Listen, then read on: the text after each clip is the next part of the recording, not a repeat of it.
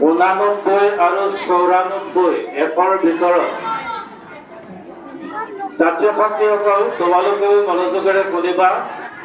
এই ধৰণৰ বঁটা তোমালোকেও যাতে ভৱিষ্যতে পাব পাৰা তাৰ বাবে অনুপ্ৰাণিত হ'ব বাবেই আমাৰ গোপাল বৰা ছাৰে এককভাৱে এই প্ৰচেষ্টাটো বিদ্যালয়ত চলাই আছে। তেওঁলোকে একৰ ভিতৰত 89 আৰু 94 নম্বৰ লাভ কৰিবলৈ সক্ষম হৈছে। শ্ৰেণীকোঠাত ছাত্ৰ ছাত্ৰীক কথা দিয়া মতে গোপাল বৰাদেৱে 2জন ছাত্ৰক নগদ 1000 আৰু অসমীয়াৰ স্বাভিমান গামোচাৰে সম্বৰ্ধনা জনাবলৈ বিচাৰিছে।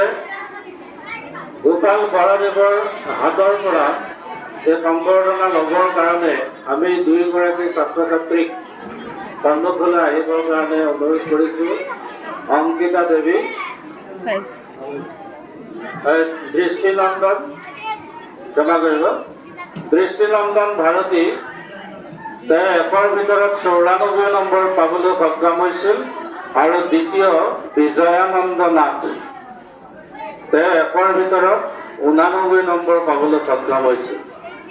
2গৰাকী ছাত্ৰ আৰু ছাত্ৰীক এই সম্বৰ্ধনা গ্ৰহণ কৰিবৰ কাৰণে আমাৰ ডাইচৰ সন্মুখলৈ আহিবলৈ আহ্বান জনোৱা হৈছে। দৃষ্টিনন্দন ভাৰতী, দৃষ্টিনন্দন ভাৰতী ইতিমধ্যে আমাক জনাইছে যে বিজয়ানন্দ নাথ তেওঁ অনুপস্থিত। পৰৱৰ্তী পৰ্যায়ত আমি এই বঁটা প্ৰদানৰ ব্যৱস্থা কৰিম।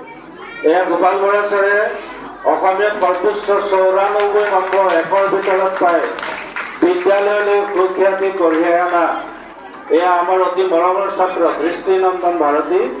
তেখেতক এককভাৱে গোপাল বৰাদেৱে সম্বৰ্ধনা জ্ঞাপন কৰিছে। লগত 1000 টকা আৰু এখনি অসমীয়াৰ স্বাভিমান গামোচা প্ৰদানেৰে আমি বিদ্যালয় কৰ্তৃপক্ষৰ তৰফৰ পৰা গোপাল বৰাদেৱলৈ কোটি কোটি ধন্যবাদ জ্ঞাপন কৰিছোঁ। তেখেতৰ এই অনুপ্ৰেৰণাই উঠি অহা ছাত্ৰ ছাত্ৰীসকলক অন্ততঃ